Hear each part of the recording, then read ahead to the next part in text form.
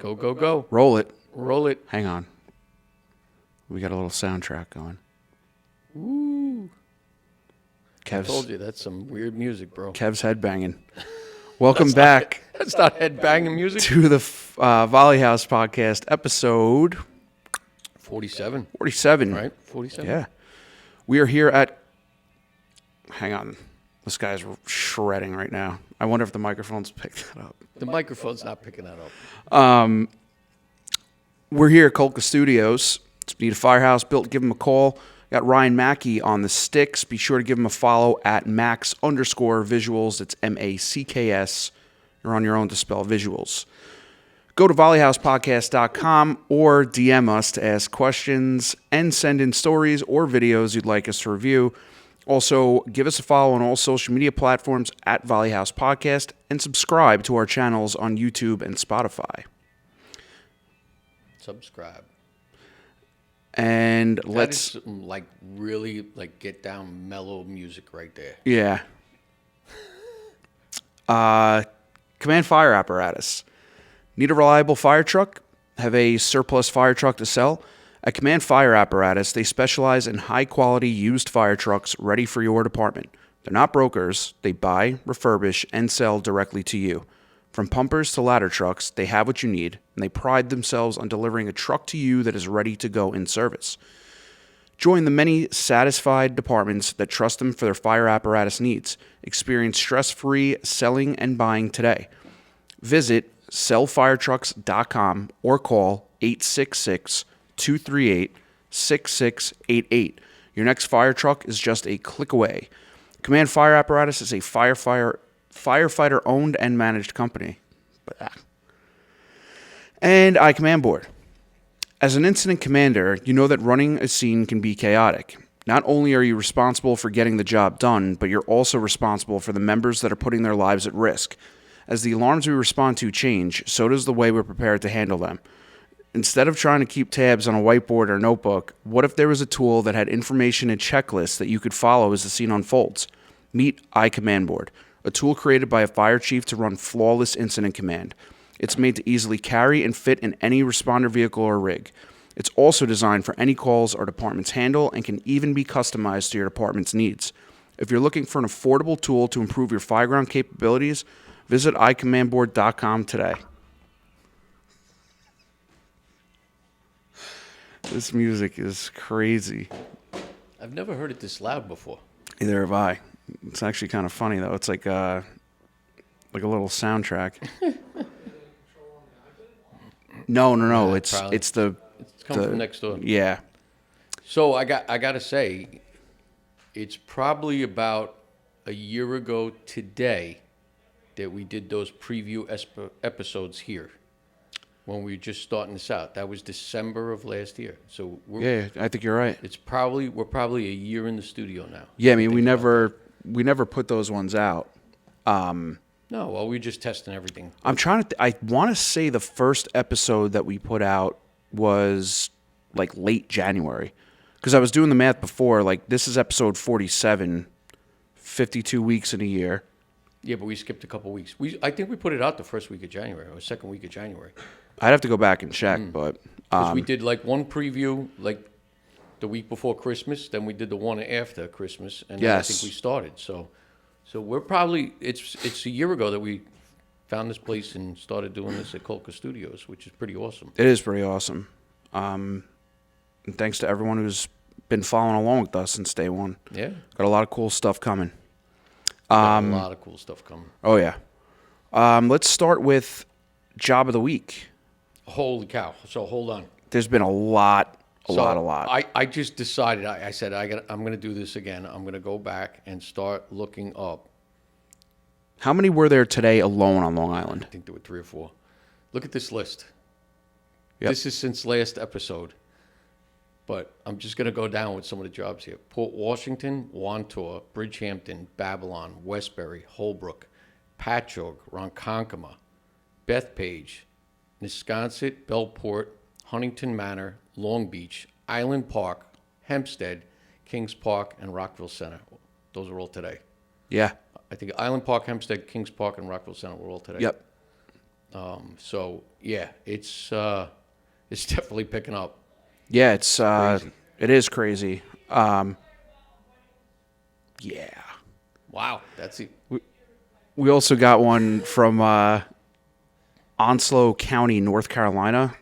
Had an asphalt plant explosion. 8 departments responded. Wow, asphalt plant.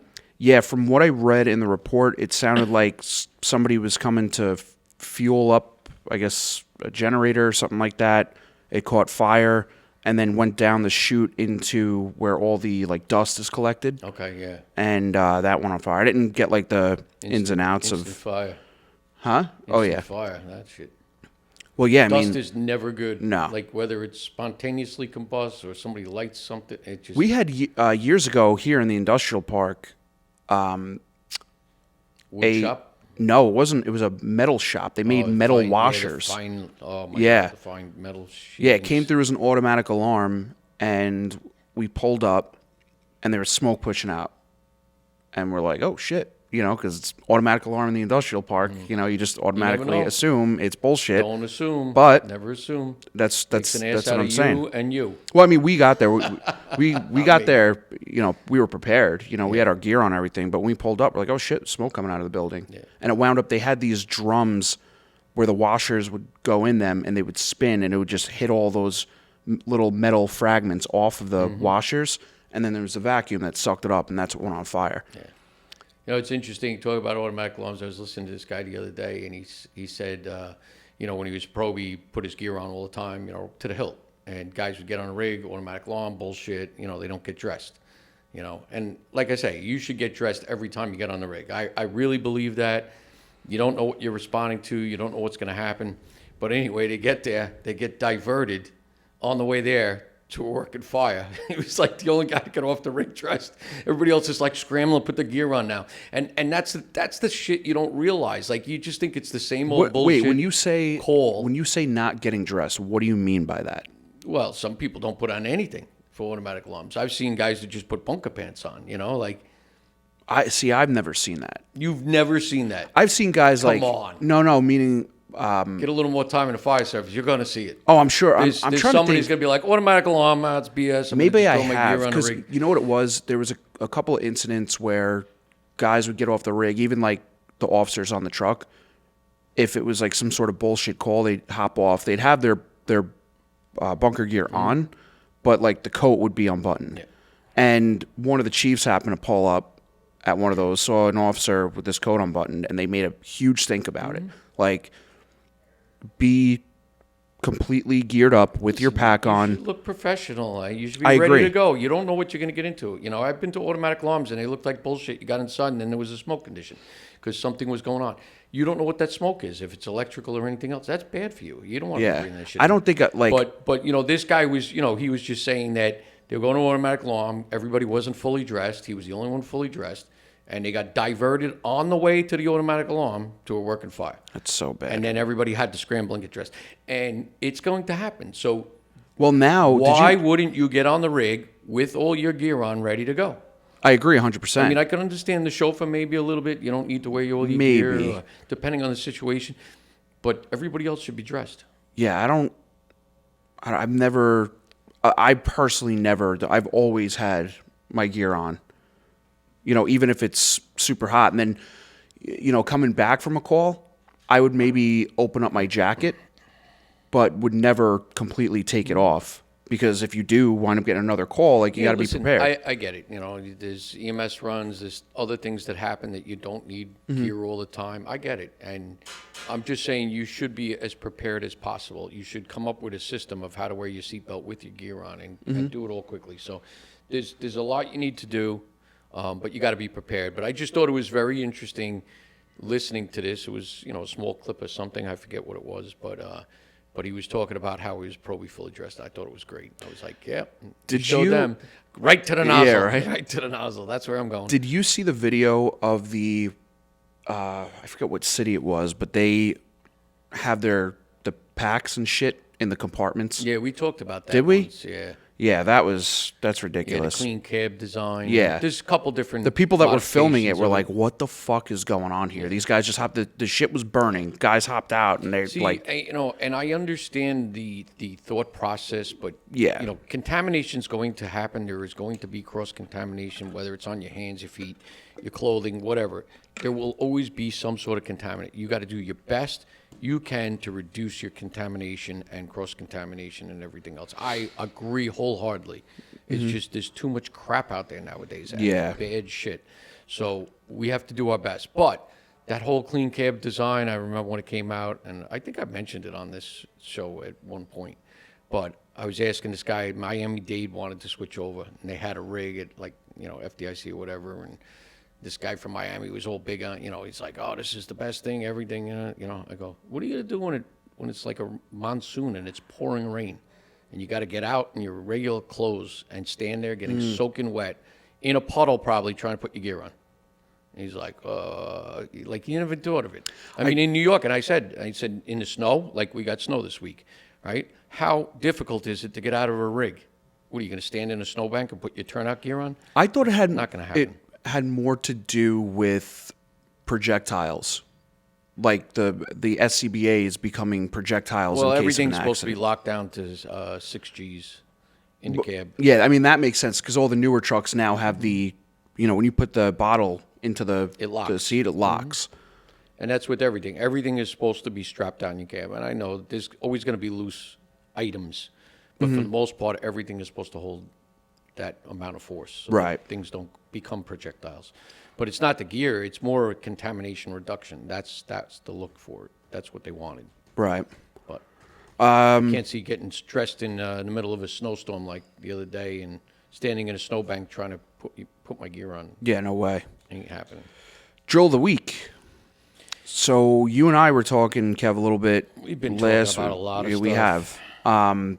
But we were talking about I the. think my phone goes direct to you and Bobby now. Yeah, right. Salveson. Great time of the year for SCBA maneuvers. If you're SCBA confidence. yeah, like always up good. here Nice in the confidence. Northeast because it's cold or whatever. But in general, I think some of the things we were talking about was instead of just going through the motions, these are the maneuvers, escape maneuvers that you have to do. When you're going through these trainings, like make it a little bit more complicated. Try to make it realistic. Get a loudspeaker and play the sounds that you would hear inside a burning building. Black people out and put them through severe obstacles, That's the and other I'm not part. saying stress people out to the point where they can't do what they're trying to do. One of our instructors, our probie instructors, he takes the guys to the schoolyard sometimes, and they climb through the playground shit, because it's difficult, like getting through the ladder rungs and stuff like that. And you could do that with your rig. Just pull a ladder out, put it on the ground, have the guys crawl through it. Yeah. The rungs are 14 inches apart. That's like going through a wall if you had to breach a wall, We had one of the guys when we were doing a SCBA maneuver training with the probies in the truck bay, just literally took folding tables or took the gear racks and moved them in between like the pillars and had the guys use that for like reduced wall, profile. reduced Yeah, profile, and then just took. I mean, you can get those speakers now. They're like the size of this bottle, and they're loud. And you play it in the truck bay with that echo of the truck bay, like it really could sound like craziness Have going them on. crawl underneath the rig. Yeah. Those rigs are pretty tight underneath. We do, sometimes when we do a confined space drill, I'll make them go under, 3 of the rigs in a row, put the mannequin at the other end, and they got to slide all the way under, horizontal, and then come back, with the victim.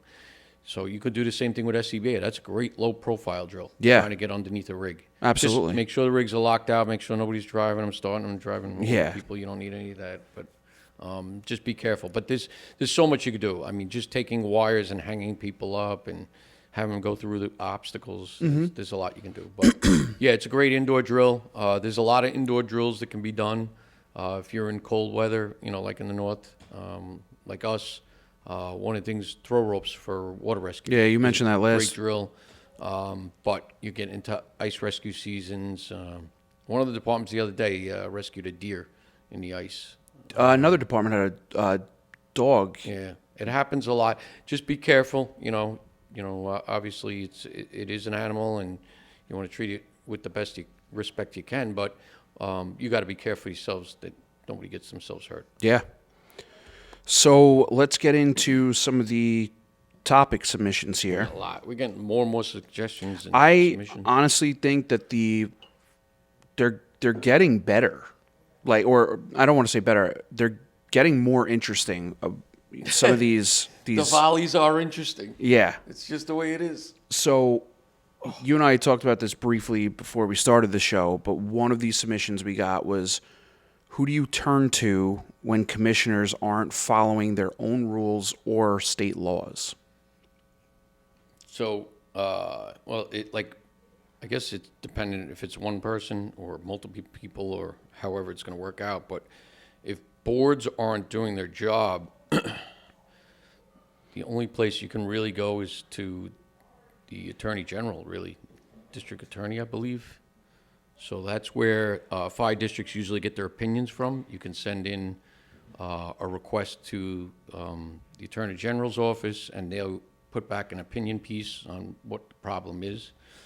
So I guess that would be, I mean, I would try to approach it differently before I reach out. I was just going to say that. If you're disobeying laws and if there's fraud, stuff like that, all right, and you have proof, all right, then yeah, that's a big deal. But I would start by talking to the commissioners, try to talk to chiefs, or I don't understand who's in what position here. But if you're a chief having trouble with a board, and I was chief, had problems with boards, and you just kind of deal with it, and you work with them as best you can. But there are ways. I mean, if state laws and federal laws are being broken within your organization, obviously you have PESH in New York State, OSHA. It's an OSHA state, PESH. If that kind of thing is being broken, if employment practices are being broken or other stuff, then yeah, you can have lawsuits. You can approach the Attorney General, District Attorney's office, stuff like that. I would say, like with anything, you got to be careful. Yeah, but also try to approach the person first, if you can, and that's the big thing I think that we miss out on is grabbing somebody individually, not in like a group setting. Have a conversation. Have a conversation. See if you can get through to them, and if not, and it's something that's, if this is something where it's like, little things here and there that are just kind of pissing the members off, I get it, but you're not going to make a big stink about that. But if this is something that's setting your department up for failure, or it's going to hurt the members in some way, or there's some sort of safety issue involved, and you can't get through to this person, then maybe try to go the other route where you have somebody write like a letter with a bunch of signatures on it, from the membership, and maybe submit it. It's a difficult road, and I mean, obviously we're in New York here, so New York could be totally different than Wyoming or California or anywhere else, or in a different country, Australia, New Zealand, England, whatever. Laws could be different depending on where you are. So you can't hold us true to everything we're saying here, right. But every jurisdiction is going to be different. It depends on who's running the organization. If it's a village, like village towns and villages and stuff like that, they may be your next entity to go to. Like there are other avenues depending on what's going on. So I don't know how I don't know where this is coming from or what jurisdiction or what state or anywhere else, but it could be a lot different in a lot of different places. But I agree. Sometimes having that conversation, talking to somebody on the side, you may still not get through to them. You may have to go to another board member and go that route, or whatever the situation. Or maybe you have to put something in writing and try to wake them up before lawsuits happen and everything else. But, in New York, the powers of fire commissioners and the fire district, they have a tremendous amount of power. And I've said this before. I think it's wrong. I don't think there should be as much power within commissioners. I don't know how it all came about, or why it came about the way it did. It's like they just wrote it off and said, "Here, take care of these areas and be done with it." So, but it's always a touchy situation. I've been on both sides of it, But yeah, I mean, it's tough situation. I guess that follows up with the. Huh? Try dealing with people personally. Yeah, I mean, again, that's the first thing I would do, one-on-one with that person. If that doesn't work, then you get a group of people to say something. If that doesn't work, and it's really affecting the department, and for some reason that's not getting through to that person, that hey, what you're doing is going to come back and bite us in the ass, and you're going to look bad, and the rest of the department's going to look bad. If that's not getting through to that person, then maybe you try, I don't know, maybe even like what kind of attorney would you go to for that? Listen, anybody could sue anybody these days, and you can Yeah, get but an I'm not attorney. And listen, don't get me wrong. I mean, there are times where there's certain things that cannot be discussed. Especially if a board goes into executive session, that's you have to follow the law, so certain information can't come out. But then there's certain information that should be disseminated that doesn't always get out the way it should, or the right part of that. So there's always issues, and communication is usually the biggest problem that we have. And you can try working with your chiefs and say, Chief, we want you to get this information out, and then they decide not to, or they decide to say something else. It makes the board look bad, and then we're playing this he said, she said kind of crap, and it just stirs everything up. And then chiefs get upset when boards or district managers communicate directly to the department, which I mean, that's the person that's managing and is there day to day. They're going to have the most information compared to anybody else. Yeah. So there's good sides and bad sides to that too, because you don't want to overstep authority or chain of command or people's positions. But on the other side of it, you need to get the proper and correct information out. And if it's not being done in a timely fashion, then sometimes boards and district managers have to step in, and it's unfortunate. Yeah. Especially in the volunteer service. It's not like we have a paid person or a paid chief there all the time to do our work. Right.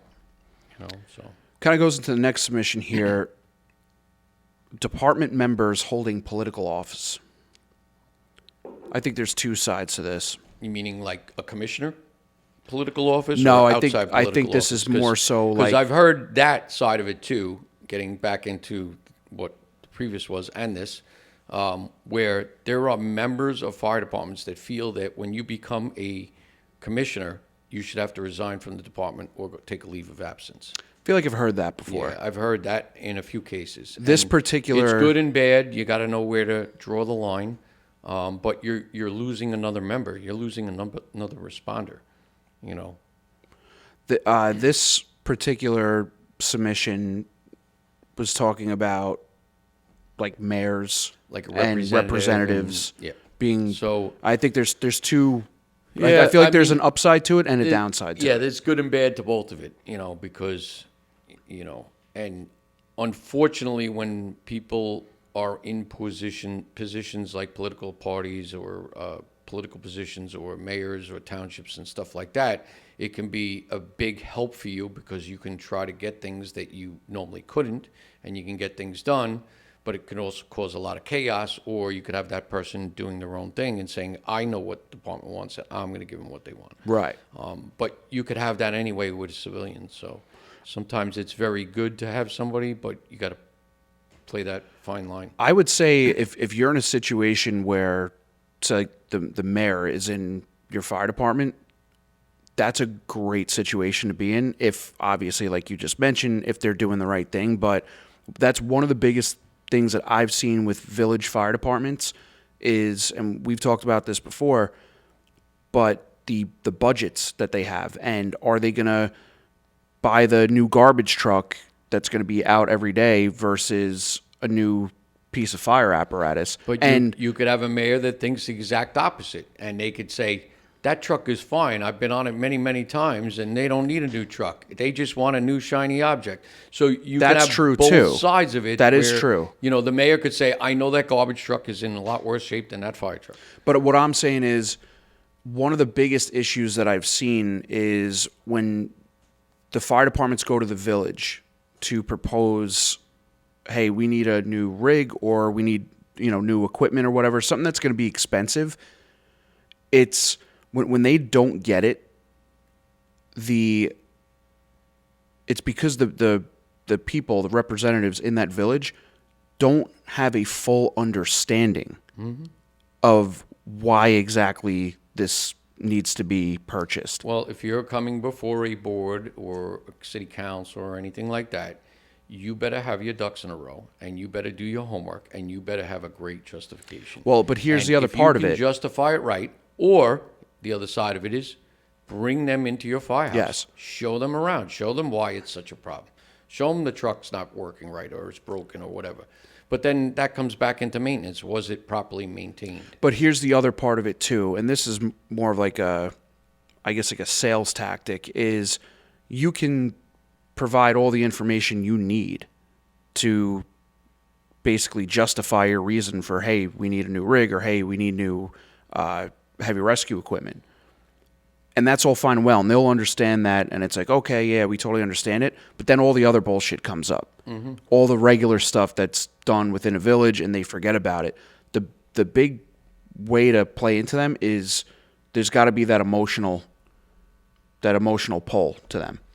That's What- got well. It's what got, happens it's if gotta we be don't part get of this? it, but Yeah, not saying like you don't go and use like a scare tactic, be like the whole fucking village is going to burn down if we don't get a new truck, but that you got to find something that they can relate to so that it stays fresh top of their mind. yep. And that's like one of the biggest things I've seen with village fire departments is they'll bring up something like, for instance, there was a fire department. It's close to the water, village fire department, and this was years ago. They were getting calls for water rescues, and they didn't have a boat. And they brought it up to the village, and they're like, "Hey, we need a boat because during the summer it's busy. We're getting calls for water rescues, and we can't do anything about it." And they didn't get them the boat. And they're like, "All right, well, we're just basically bringing an ambulance down to the beach in the hopes that our neighboring department with a boat can launch and get there Or the in Coast time." Guard or somebody else. Yeah, well, Police. yeah, this particular area though has no nearby Coast Guard. They do have a nearby department, but that department is also busy with water rescues. So you got to find a way to play emotionally to their feelings over at the village so that it stays top of mind, alongside having a very good reason to justify this purchase. Justification is key. That's really what it comes down to. Yeah. You got to justify it. And the other part of that too is politicians, especially during election season, they love to have support by influential groups. They love to be on the camera in front of you. Yes. But having the support of an entire fire department is big too. So that's another thing, to play into that. Hey, help us out with this. We can support you getting in, to office or whatnot. There's a couple of different routes you could go with that. Absolutely. But yeah, to what you were saying before about you might have people that are in there just to, like, for political gain, and that obviously doesn't work. So that's what we think about that. Next one. The use of a booster line for a structure fire, and if that is practical for rural fire departments. And I know we talked about this before. The person who submitted it said it was Detroit, but you think it might be a different city? I saw something on Instagram or something. I thought it was Tulsa, but I don't know. I could be wrong. But showed these guys going into a burning structure or shed or whatever it was on fire with a red line. So the red line. Not recommended. And what I saw, and I don't know if it's the same submission, but like they didn't even open it up going in through the door. They kind of just went into the room on fire and then started hitting it. It kind of reminded me of that fire prevention skit where the juniors were crawling in on fire and they had to pull them out. Did you ever see that one? No. Oh, geez. They set up like a burn building for Fire Prevention Day, and they took either brand new firefighters or juniors or something, and they said, go in there and put it out. And they went in without opening the line and just they kind of got burnt a little. The fuck? Yeah, it wasn't good. No, I couldn't believe when I saw that one, but it looks similar to that. But you know, I can understand there are uses for booster lines, and you know there have been in the past where they use booster lines for certain things, but in a structure fire, I don't think it's really recommended. You're not going to get a proper flow. I mean, you should be flowing 150 gallons a minute or more going into a structure fire. Yeah. You know, I think the minimum standard's 100, but you should be flowing 150 or more. And I would assume they had a fog nozzle on this booster line, right? I don't remember if I saw that or not. I just saw a quick clip of it, but I'm gonna have to look it up because and that reminds me of the other one too. That I don't. I mean, look, I understand it's quick and easy, and you know, there's different things out there, but it's really not a proper flow, and especially with the types of materials that are burning now, especially all these plastics and everything else, they get very hot very fast, and you know, if you're putting more cooling power on a fire than it's producing heat. That's the goal. That's how it goes out, right? More cooling power than it's providing heat. That's how the fire goes out. So, you know, when you look at this stuff and you say, hey, can I get by? Yeah, you might in this particular instance, and you get in the wrong particular instance, and you're getting burnt. All right? Yeah, especially 'cause- I've been to fires where we had a 2.5 in the hallway of a burning building, and it was like we were pissing in the wind. No shit. It was that bad. That's It was hot. a wind-driven type of fire. It was. There you go. But you know, regardless, there's times where you can get away with things, and there's times where you're going to get overcome, and you do not want to get burnt. So you know, when we get back to talking about the normalization of deviance, and I brought Yes. this up many times, it's like, yeah, it works this time, it works the next time, it works that time, and you're going to be like, oh, we can use a booster line for everything. And then you get that one fire, and 3 or 4 guys get burnt, or somebody gets killed, and then you're going to say, oh, maybe we shouldn't have been doing that. I just feel like a booster line in a structure fire, like that's not a jacketed hose, you know, either. It's rubber. Yeah, but like It's a full jacket. I mean, it's thick. yeah, but not like a standard 1 3/4, 1.5 hose that has like the material on it. No. I feel like it would be those probably- hoses would probably fail a lot easier. I don't know about that. Some of them are pretty strong because they can take quite a bit of pressure depending on the line. But, you know, I mean, it depends on the size of the line. You know, a lot of people use 3/4 inch booster line, but you can get 1 inch. You can get larger sizes if you really want. It just takes more space on a reel. You got to send me that video if you could find it. I'll find it. Yeah. I'd be curious to see, because like the only time I've ever seen a booster line, it's for external use with a fog nozzle on it. Usually for like bullshit, trash can fire. People used to use them for car fires all the time. Yeah, car fires and another one, but I don't know. I'd be curious to see how it works, why they decided to go with that instead of, but you know, you never know. Well, getting on to that and talk about car fires. So my department was activated for I talk about this a lot. You got to roll an engine to car accidents. Car accident with possible fire, which turned into a fully involved car. So you Really, know, I feel like that's 1 in a million there. it happens more than you think. No, I'm meaning But- like when it comes through like that, because everyone who calls it in, they see like either the smoke from the engine, which Or is the normal, airbags, or the right, airbags, stuff like yeah. that. But this car literally went on fire. So, you know, and we've had a few of these. We had somebody burn up in a car a few years ago, hit a pole, went onto fire. They, you know, by the time they got there, fully engulfed. But a person died in that car. And, you know, I say this a lot. You know, everybody's so quick. Get the rescue truck out. We need the tools and all this other stuff. You need water. 2.5 gallons of water or a dry chem fire extinguisher is not going to solve your problem. Right. It's not. You need to get an engine on the road as fast as possible. You got to figure it out.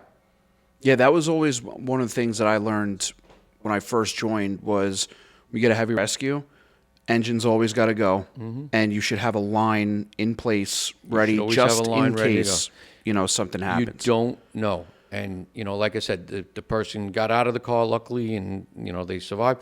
But it was a car accident that had fire. So if there was a person trapped, the only way you're protecting them was with water.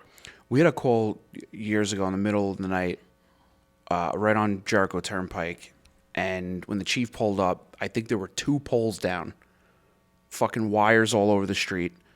And it was a wooded area, cars in there, fully involved in the wooded area. And when we pulled up, obviously we're watching ourselves. It's in the middle of the night. I think it was rainy as well.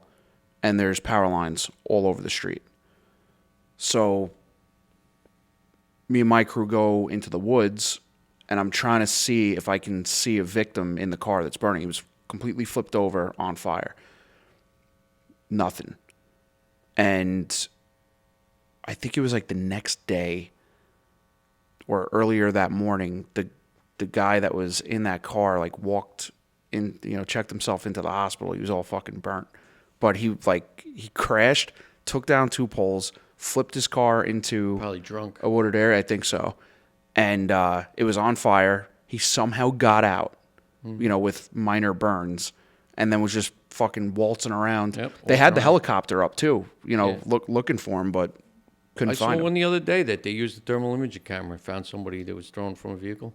Yeah, Somewhere. yeah. Did you see that? It Did you was- post that on? I might have. I saw it the other day, but they used the camera and they found. Yeah, found the that's person. what the PD helicopter was up. They had great. the thermal imaging Yep. camera. That's great. Yeah, I would say used for a camera. any time, or I guess pretty much any accident I've gone to where you show up and there's no one in the car, and it's overturned. We had another one over Sometimes they're in a local building or this house. this a couple years ago, over in this area, we had one middle of the night. Get there, no one in the car, overturned, and we're looking around or whatever. And I think it was the cops found the they were hammered. They were in the woods. It was like some lady. She was like half dressed, and she's just like, she's laying on the ground. She's like, oh, I don't know what happened. Like trying to talk her way out. Like you're in the middle of the woods in the middle of the night. There's a car not too far from here that's fucking overturned, and you're trying to tell us that you had nothing to do with it, and you're fucking Just rolling walking around in the mud. Just walking around. It's so comical sometimes. People are funny. Yeah, but to get back to that, for the person who submitted this with the booster line for a structure fire, and if that is practical for rural fire departments, No. I would say no. No. Absolutely not. Continue fighting fires how you normally would. Especially, That might be the booster line. yeah, right. Yeah. Don't do what. Don't do it with the Don't booster. do a booster line. Yeah, Especially because I think what they had mentioned was, sometimes they show up with 2 guys on a rig or whatever it is. No, don't do that. not a good idea. No. All right, Kev, the big one here that was also Big one right here. I got these nifty little things. We'll do this right now. So I'll give him a shout out. Jeremy Donch. Donch, National Fire Radio, and Taylor's tin. Taylor made this tin. But they came out with these legacy fire cards, and it's like baseball cards, trading cards, like we used to have as kids. But very, very neat. And it says legacy fire cards: preserve, educate, and collect. But modern trading card, preserving the history and traditions of the fire service. And I had to order them and check them You out. see one of those? I won't open it. Don't worry. It's all right. No, because We talk about books, we talk about articles, we see people doing shows and podcasts and lectures and stuff, but like, who are some of these people, or who some of the founding people of the fire service, or these large scale events? And I say we should always learn from the past so that we don't kind of have the same exact kind of outcomes. But these cards are great. I mean, it talks MGM Grand Fire, talks about the Dalmatian dog, Harry Howard, right? One of the New York City's most respected fire chiefs, right? And it talks about him. So Hackensack Ford Fire, right? There's all sorts of nifty stuff. The Jaws of Life, Patrick Raymond, first black fire chief, right? So you want to learn about the fire service or a little bit of history of the fire service, go and buy these cards. I have to say this. They're really, really cool. His marketing on this is fantastic. Legacy Fire Cards. This edition is packed with unique base cards, shimmering holographic remixes, and rare Zach Newton art cards. How rare is your next pull? Only one way to find out. This, when I read that, and when I said, "Oh, let me see it," I won't open it. It reminded me of like when I was a kid opening Pokemon cards. Yep. There would always be that one card in there that like you want to rush through the deck to find like the rare You're always one, looking, and you would here's a find it. hologram card. Which one is that? Brockton, Mass. Firehouse. But so there's This is a a very- picture of the real one, and there's the hologram card. But here's another one. This one's from Rick Lasky's saying, right? If you take care of the job will take care of you. So really neat stuff. I'll give him a shout out and tell him what a great job, because Yeah, I like these this. things This is are actually a really cool idea. Cool. And for the younger kids, you want to learn about the fire service and a little bit about what's going on, where we've been to where we are now. These things are really neat. I haven't even opened up all the packs. I bought a 20 packs, so I opened up probably like 5 or 6 of them. Just been reading through them. We got to get him on here. I would love to hear how Jeremy? that whole thing came about.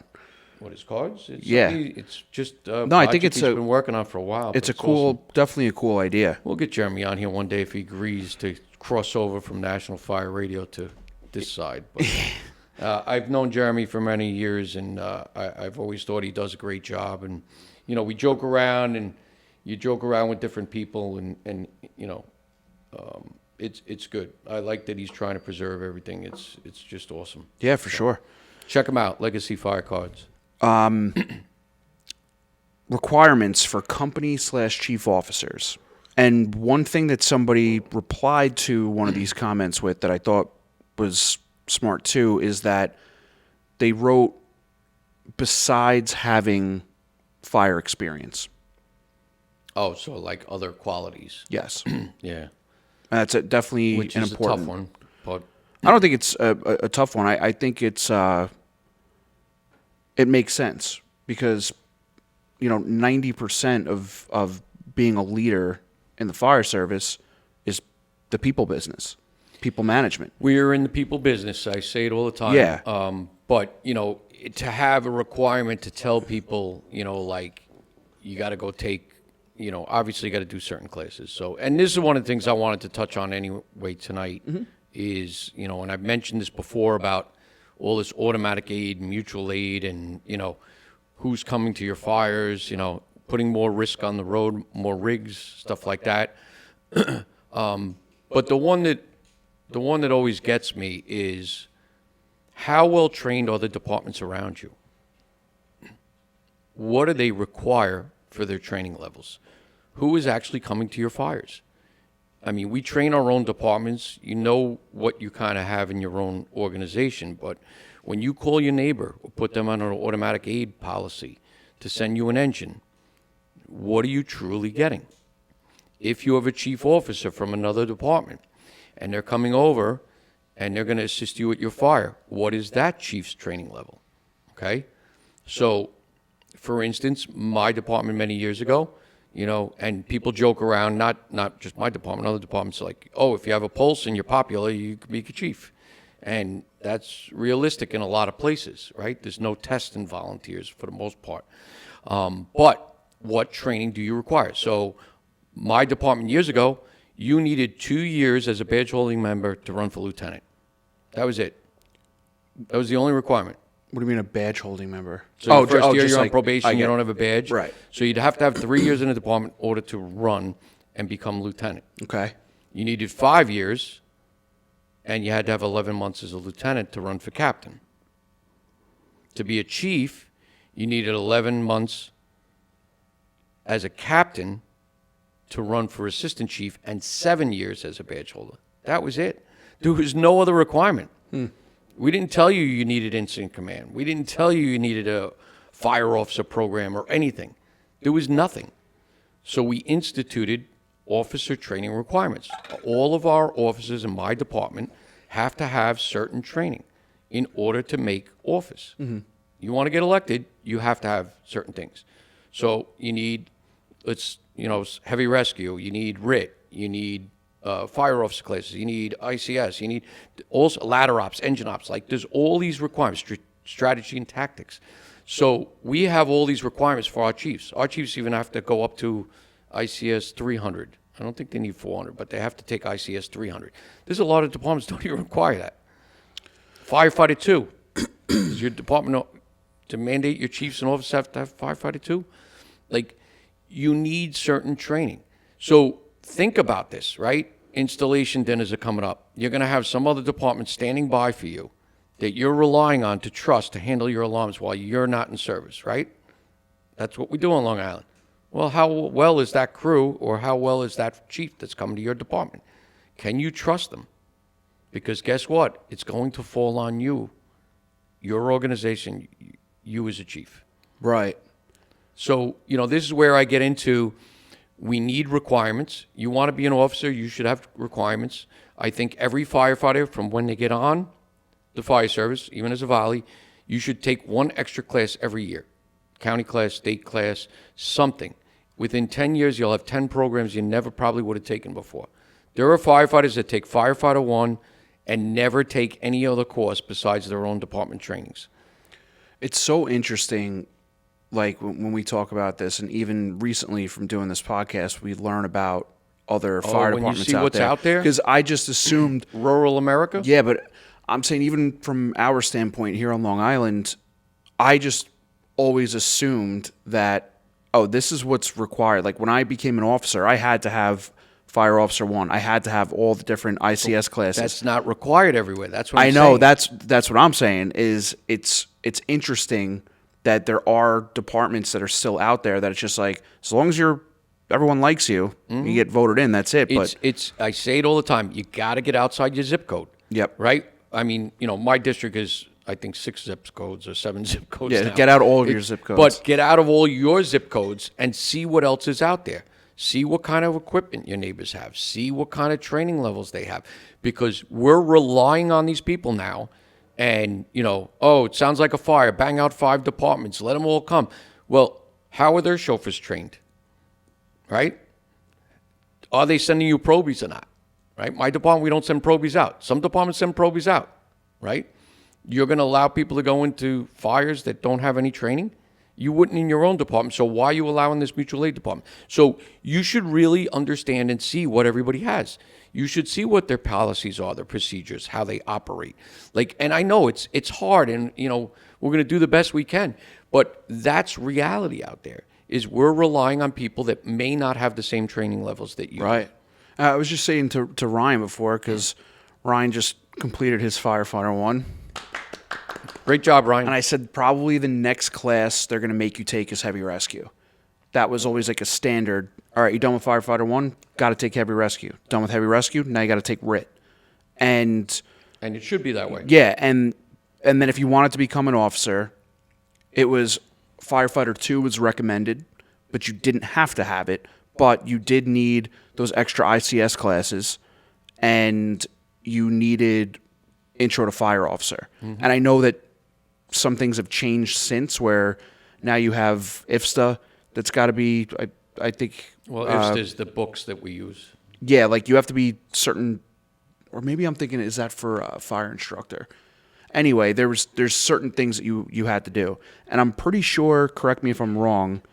Firefighter 1 required a few ICS classes before you can enroll. Yes. Right? Mm-hmm. Yeah. So you take those ICS 700, classes. 800, I believe. Yeah, and then when you wanted to become an officer, you had to take... Firefighter 2, you need ICS 200. Right. So... Yeah. So those were the requirements. But, yeah, there are places out there where it's just, hey, this guy's around, and he's popular, so let's You need get training. him in. Listen, I mean, anybody can do anything, like I said. When we talked about speed and abilities and stuff like that, like anybody can do anything. It just takes them a little longer to do it. The better you are in your education and your training, the quicker you can get things done and safer and better, right? If you train hard, you educate yourself right, you will operate safely. You really will. We talk all the safety stuff, but tactics, SOPs, policies, education will make you a better and safer firefighter. Yeah. Ryan, come see me. You can come do Firefighter 2 now. Come see. But anyway, I think it's very important. I think, the way New York State is set up and the requirements we follow, even NFPA writing 1710, 1720, why are there different requirements for volunteers and paid? I don't get it. I mean, Right. And I'm not trying to knock the volleys. I'm not trying to knock anything. There's volleys that are extremely highly trained. They take a lot of classes, a lot of programs. They stay in it, right? They don't lose it. They're constantly going to department training, company trainings. They're always in it, and that's great. All right. You could also be a person that collects a lot of certificates and has no ability, right? You got to have a good mix, but you should take as much training as possible. Education is important, and like I said, people are talking about, closest firehouse should respond, and I've seen guys write box alarm assignments, all this stuff. That's all well and good, but everybody has to be on the same page with the same SOPs, right? We can't have people operating differently at the same fire. You can't have freelancing at a fire. That's how people are going to get hurt. That's how people are going to get killed. We don't want this stuff to happen. But training and education is important. See what everybody else around you has, and then just think about that, right? We've got to think about our abilities. I mean, even in our own departments, we don't know who's getting on the rig. Yeah. You could have the A team, you could have the Z team, right? You don't know what's going to be on that rig. So, that's why everybody's training level should be at some standard level or even slightly higher than standard level, that we're all on the same page. And I do think that somewhere in there, and you and I have been working on it, but how to manage people is a managing big one. is a huge thing, right, in the fire service. And no matter how we look at it, right, there are people that are meant to be firefighters, there are people that aren't, right? Training levels and stuff, like I said, yeah, I'm not trying to kill the volunteer fire service and say you need more training. You should be reading and staying educated as best you can. And then, where do you go from there, right? We take officer training classes, right? Fire Officer 1, Fire Officer 2. It talks about some of this stuff of managing people. It talks about leadership qualities. It talks about budgets. It talks about things that you're going to do. But listen, we're not all going to be the best leader. We want to emulate other leaders we've seen come before us that are very good. Try to take those best qualities and mold it your way. But we're going to deal with people on a regular basis, and how you relate to people. We all have different backgrounds. That's what's going to make you a better officer or a better leader. Well, that's what I was saying. Like, but it's very difficult. Even what we've been working on is really getting into the nitty gritty of that, understanding that it's more than just telling people what to do or even how you tell them how to do it. Like, there's just certain ways that you have to go about it, because in all honesty, if you become a leader and you're good at what you do and you have a good grasp on how to manage people and how to keep, like, you always hear that thing, you can't make everyone happy. That's true, but you should absolutely try. And to a certain extent. Yes, but that's what I'm saying. It's such a general statement. But it comes back to building a good team. Right? If you surround yourself and you build up a good team that they know what to do, you don't have to really push them. Right, and that's what I was getting at. You don't have to tell them what to do. That's what I'm getting at is having good quality policies and procedures, SOPs, right? Our rigs in my department, we have riding positions. You sit in that seat, that's your position. You know what your tools are, you know what your assignment is. That's your job. So that takes less of a burden from the officer to turn around and say, hey, I need you to grab this, this, and this, or you're going to come with me, you're going to go. Everybody should know where they're going. 100%. So that comes back to training your people. So the more you have good policies, procedures, the more you know how to deal with people, the better off you're going to be as an officer. Right. And on top of that, we talk about, like you were just mentioning, the continued education, people taking it upon themselves to take more classes to better themselves. Well, if you create a culture within your fire department where people want to be down there, they want to come down and train, they want to better themselves, that's a first step right there, is learning how to build that team, how to build a good department culture where you don't have to worry about people that don't want to better themselves. So we sit here and we talk about all these things, and we get all these submissions about, leadership sucks, or how do you get guys motivated and stuff like that. It starts with you. You gotta Part of it, build up a self-reflection, right? Look at Yeah. yourself in the mirror. What do you do? Listen, you don't need a title to be a leader. 100%. I say it all the time, right? Just go out and do things, get involved. There's a lot of great leadership books, right? Jocko Willink, Extreme Ownership is a great Extreme book. Ownership is great. I mean, there's so many, right? What is this? What's the other one? It's Your Ship. That's another one. Great book. But there's a lot of different leadership books out there that can help. But you gotta understand it. You gotta relate to your people. You gotta Yes. stay involved. You gotta be there for them, right? It's more about building your people up than you. And once you realize that, right? And they're going to sometimes take it the wrong way. They're going to think you're trying to think it's about you. No, it's not, right? We change policies with procedures. We try to do for the good of the organization, the good of your community, right? The taxpayers that we're taking care of. But you got to be able to work with people and get it going. Yeah. Another morale booster, fire department holiday parades. Yes. 'Tis the season. Yes. So, everybody does different things. My department will have Santa out and about. Each station does their own area. They're all going to be out this weekend, so it's going to be nuts. Hopefully, we don't have two Santas in the same place at the same time. Be careful.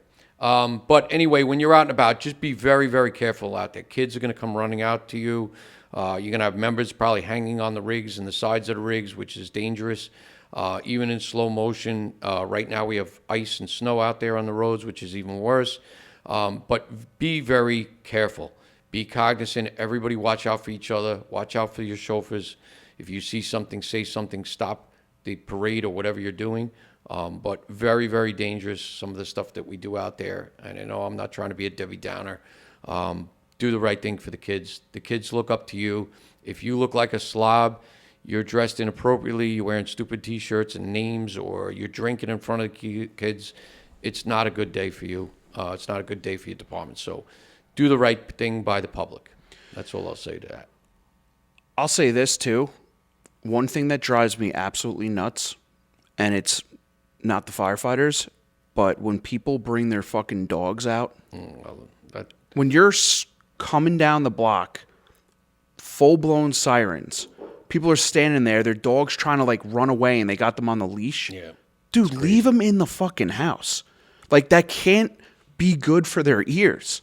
Every time I see it, it irks me. Like, why the fuck would you bring your dog down here? Like, if your dog just hanging out inside your house, and they hear a fire engine in the distance, they start howling. Why would you bring them on the front lawn when there's, They think it's part of the family. Listen, I get it. I get it. I'm a dog lover. Listen, Listen, my mom is a dog trainer. I I've don't had like dogs. animals in restaurants. I don't like animals. All right, now you're going down the But wrong path, Kev. Listen, it's just, to me, I'm going there to relax. I don't need your dog climbing all over me. Or Whose barking dog is climbing all wherever. over you? Believe me. How many dogs could have tell climbed you- on I you could when you're tell at a you- restaurant trying to eat? Forget it. Seriously. I'm not going to go there. I'm just saying, though, like, it's basically the same concept, like, during 4th of July, if you brought your dog out to go watch a fucking fireworks show. And you're holding them there, they're on a leash, and the sound is driving. I'm just saying, that's one You're thing. going to kill all the dog lovers around here. What do you mean? I'm a dog lover. I'm saying, for the sake of the dog, leave it inside. Give it a fucking pill or whatever. Don't bring it outside with all these flashing lights and blaring sirens. I mean, damn, I even wear earplugs on the holiday party. He's got an engine behind you just My ears are ringing screaming. all the time anyway, so Yeah, like, I always my ears are put the earplugs in. And even still, like, the end of the night, your department, do you guys do it as a whole, or you have the different companies? Each company does their own route. Yeah. See, I never liked that. And now with social media, our district's just too big. We're 28 square miles. We cannot cover it. I just talked to you about this, right? It's way too big. Some departments do a parade at night, and they drive around certain streets. We drive around certain streets. We don't even hit every street because we can't. Oh, yeah. I mean, And we put the route out there so everybody knows where to go to. Just follow the route. I always said, But our district is just, we start at like 9 or 10 in the morning and go to 8 o'clock at night. And that's just one station area. yeah. It's insane. What was I going to say? Small districts, piece of cake. So I remember Hauppauge, when they started their Santa parade, they called it Shooter Night. And it was just, they would dress the, one or two trucks up, and they would drive to different company members' houses and have a drink or whatever, and then be on their way. And then if you can make some people in the community happy doing it, all right, awesome. Then it turned into this full-blown Christmas parade. But I was always so jealous of Smithtown's parade. Entire department out there. The community just loves it. Giant crowds. Like, that's what it's about. Like, people throw parties, and they're waiting for these trucks, and you have God knows how many units are dressed to the nines, coming through the neighborhood. It's such an awesome thing. And then you get public people that complain about it. Well, fuck them. Everybody has it. How about that? You're wasting taxpayer dollars, the diesel fuel. I've heard it. We've had them. We've gotten the letters. Do you guys do anything with your holiday parade? Like, do you do any donations? So my community does a electric holiday parade. They just had it Sunday. Sunday afternoon. It starts at 5:00, and they have the local dance and cheerleaders, the bands, and then people decorate their cars and stuff, and then we put fire trucks in it. We pull Santa. It's just the end of the parade. So it's pretty neat. And everybody thought it was going to be canceled because of the snow, and they did it anyway. Yeah, and a lot of people in the community got pissed because they did it, because there was nowhere to really stand. And listen, it is what it is. I actually do have one. So that's a nice little parade, and it's downtown. People go down there. The rest of them are all just, they start in the morning and they go all afternoon. Right. What I was getting at was, most of the parades that I've been a part of always collected some sort of toys. We also made some it a do, point. some don't. Some of We don't. the people that we've responded to. If it was, I remember one family we went to. I want to say they lost a parent. It was young kids. We responded to it, and we went out and got gifts and made a stop at their house to bring some light to it. And then one year, I want to say maybe like 10 years ago, could be a little bit longer, we had put out flyers, I want to say in like August or September, saying, hey, we're going to be doing the holiday parade. If you have any special requests for Santa to stop by, let us know. Here's the email. And one family had reached out and they said, oh, it's our son's 3rd birthday. And we went and we bought him a Build-A-Bear, dressed like a firefighter. We stopped at his house and we gave him this little Build-A-Bear, and it was such a nice thing. His whole family was there and they loved it and everything like that. Fast forward to last year, I find out that kid is now a junior. Oh, that's cool. Yeah. Yeah. So it's just like a little thing. Like, you don't know, like those, these people that complain about it or whatever. It's like, Hand out applications when you drive by. that's not a bad idea. Get someone that's drunk at a party and have them fill out their application. Just give them a call. Drunk at a party? No, we don't need that. No, I'm not saying firefighters. I'm just saying, Listen, you never know. You never know. So yeah. But I think that's a wrap. that's a wrap. Yep. That's a wrap. 47 in the books. Out. Out. 47 out.